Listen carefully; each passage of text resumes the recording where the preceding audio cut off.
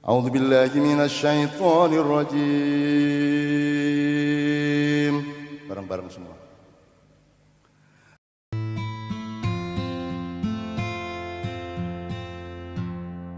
Terima kasih. Assalamualaikum warahmatullahi wabarakatuh. Yang kami hormati Cak Nun, Habib Anis dan Pak Jalil. Mohon maaf, ini ada sedikit pertanyaan.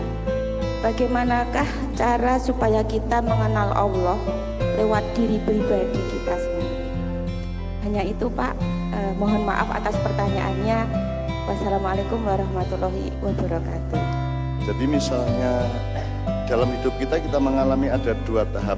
Allah memberi panduan tawasau bil haqqi wa tawasau sabr. Kemudian tahap berikutnya tawasau bis sabr wa tawasau bil marhamah. Ini sebenarnya satu eskalasi mental, satu komplikasi sosial dan budaya. Nah ini dua pedoman tadi tidak di satu surat.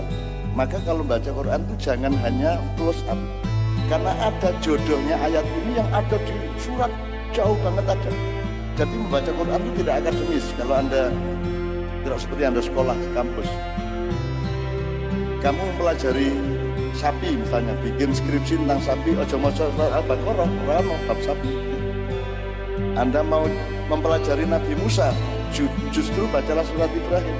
Jadi Quran tidak akademis seperti cara berpikir manusia. Oke, loro saya itu nyun sewu, saya itu kan disuruh masyarakat berfungsi di luar kemampuan saya. Maka saya selalu minta kepada Allah, ya Allah yang nyuruh Anda loh, sampean loh ya. Jadi misalnya orang minta saya sembuhkan, ya saya kan tidak bisa, kan saya bilang sama Allah, yang menyuruh sampean berarti sampean yang bertanggung jawab pada kesembuhannya. Jadi bisa di Australia aku antri mas wong akeh kuwi. Ono sing loro, ono sing problem, ono sing stres kuwi. Metode saya sederhana, wudu, salat 2 rakaat, ambil Quran. Terus bukaan karo merem sak intu ayat apa. Terus wacanen di depan saya dibaca, ternyata ada problem dia dan ada solusinya. Nekat wae aku. Gusti Allah kuwasa kok. Kudune ora wae dadi ya, kudune ya dadi ora iso gitu ya. Jadi teman sekalian, dua ayat ini tadi, hak dan sober, terus sober dan marhamah, itu dua metode untuk dua eskalasi atau level yang berbeda atau konteks yang berbeda. Pertama, selama ini kan terjemahannya saling mengingatkan hal kebenaran dan saling mengingatkan hal kesabaran. Padahal kata-katanya bukan an itu tentang. Tapi kalau di sini kan bi, itu berarti dengan. Jadi kalian saling mengingatkan dengan benar dan saling mengingatkan dengan sabar. Dengan benar itu maksudnya, loh, saya tangi turu aja kok omongin gede-gede. Ini lagi diutang urusan di sahur aja kok nasihati. Kapak nggak sepuluh kok, gitu ya. Maka harus benar ngomong kepada siapapun. Harus benar, harus tepat secara intelektual. Jadi bisobri bil haqi itu ketepatan intelektual, ketepatan kultural, ketepatan historis, dan ketepatan mental dan seterusnya. Kalau bisober itu adalah keluasan hatimu. Nek urung wayahe kok omongnya aja kok omongi. Sik. Mentang-mentang kue pinter ana bocah gledak ning rumah sakit terus kok omong iki anu iki. Ini satu dari 7 penyakit yang bisa mematikan ini. Aku tahu ngalamin ngono tenanan. Akhirnya bocah sing ngomong ditendang dasi karo sing loro kuwi. Kalau orang diomongi ini satu dari 7 penyakit yang mematikan. Ono bocah untune rada merongos ketika untune merongos ya. Itu orang. Loh tapi rumusnya kan kulil haqqa walau kana murran. Katakanlah kebenaran meskipun pahit. Ayo minta tonyo raimu gue. Kan gitu. Jadi Mas, sebenarnya hidup ini nomor 1 proporsi. Nomor 1 ngerti tata ruang, tata letak. Aku misalnya takon, penting di akhirat karo dunya. Kan gitu Mas. Penting di duitmu apa selamatmu. Misalnya gitu. Kan skala prioritas. Dan Islam itu misalnya iki wajib, iki sunat, iki halal, iki makruh, iki haram. Itu di segala hal harus kita rumuskan untuk diri kita masing-masing. Misalnya gini, Astagfirullahaladzim. Saya tanya ketika Anda habis sholat, pas Rasulullah kue dilu apa ngene, apa ngene. Aku takut, tanpa pemahaman apa-apa. Pokoknya nek bar sholat ke astagfirullah kowe ngene. Apa ngene? Apa ngene? Aku tanya. Padahal tidak ada yang nyuruh loh mas. Tapi begitu Allahumma sholli, mulai ngene tau. Allahumma sholli wa sallim ala Muhammad. Rodon ndak sedih ngadeng ini. Tapi ketika istighfar, astagfirullahaladzim li wali walidayya wal jami'il muslimin wal muslimat. Mesti dulu. Karena istighfar itu adalah ghifrun ditambahi sin. Jadi nek aghsilu ya. Nek aghsilu ki apa? Aghsilu ki aku ngumbah. Nek ngumbah awakku aghtasilu. Iki nek cara Arab. Ya. Istighfar astaghfir itu kan ada tambahan huruf sin. Jadi nek urusan meminta maaf sama Allah ya, yang menyangkut dirimu, maka kamu melihat dirimu sendiri. Mulanya astagfirullah mesti ini. Orang mungkin astagfirullahaladzim, orang mungkin dia nantang pun jenenge. Dan itu tidak dibimbing loh mas, tidak disuruh loh mas. Berarti jiwamu mempunyai pengertian sendiri. Kekeliruan masyarakat modern adalah dipikir yang ngerti menguteke. Jangan dipikir darahmu tidak punya pengertian. Jangan dipikir detak jantungmu tidak punya pengertian. Mulane nek ayangke wis teko rene turu ra apa-apa angger kowe ikhlas hatimu entuk ilmu. Tenang bae. Ini untuk menjawab mbak yang terakhir ya. Saya urut dari yang terakhir. Jadi teman sekalian, gitu. Yang nomor satu itu gini. Untuk jawab mbak tadi gini. Rumusnya ini. Pertama, apa sebabnya ada iman? Dan iman itu harus lebih besar daripada ilmu.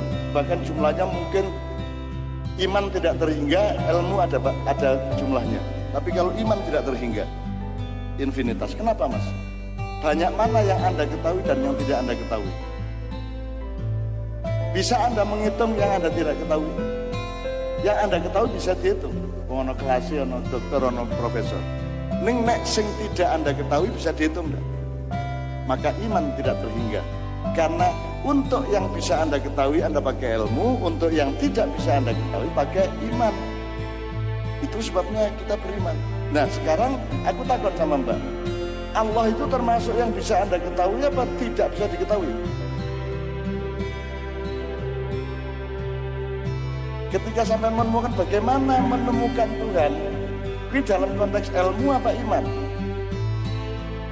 Nek menemukan Tuhan, ono wong sing teko nanggon aku sering lagi dengan Sunan Kalijaga, Prabu Brawijaya V, Sabda Palonaya Genggo ngakune lho mas. Karena semua tak terima dengan baik. Ono sing ngaku Gusti Allah ning Blora ya no mas.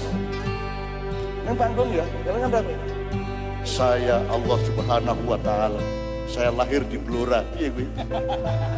Jangan aku kok ngadepi wong macam-macam wis, gitu ya.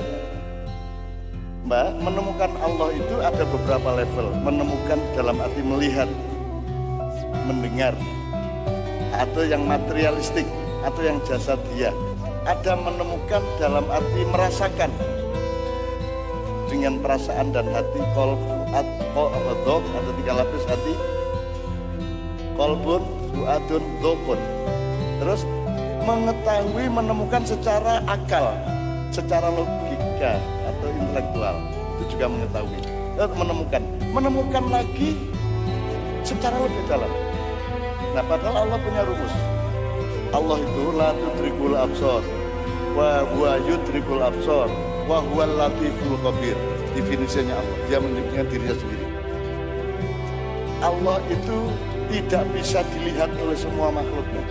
Jadi juga tidak bisa ditemukan kalau urusannya adalah kasat mata. Wa huwa yudrikul absar. Allah bisa melihat apa saja dari makhluknya, siapa saja dari makhluknya. Wa huwal latiful khabir. Allah maha lembut, maha tidak kelihatan, maha ora iso diapa-apake, ning dia mengabarkan. Maka menemukan Allah adalah temukan gejala-gejala di mana engkau merasakan kehadiran Allah. Jadi Allah bisa kita temukan hanya kehadirannya, bukan Allahnya. Jadi dzatiyah tidak bisa, jasadiyah tidak bisa. Yang adalah ilmu kehadiran Allah. Masa ora iso niteni, mulane diteni uripe. Gusti Allah bertindak ora. Gitu loh. Gusti Allah ngekeki ora bisa diteni. Jadi menemukan kehadiran Allah itu adalah berlatih berlatih software dari dirimu. Bahwa Allah itu memberikan ayat ribullahul amsal linnas. Allah memberikan gejala-gejala kehadirannya padamu. Di kita ini bendino. Bahkan kalau istikharah, Anda pakai simbol Anda supaya Allah ngasih tahu Anda bisa paham. Misalnya nek kowe aku apike rabi karo iku apa kali iki nek aku rabi karo iki elek apa apik, tanya sama Allah. Gusti nek apik jenengan paringi kula warna putih utawa ijo, nek elek jenengan paringi ireng utawa abang. Pakai bahasa kita.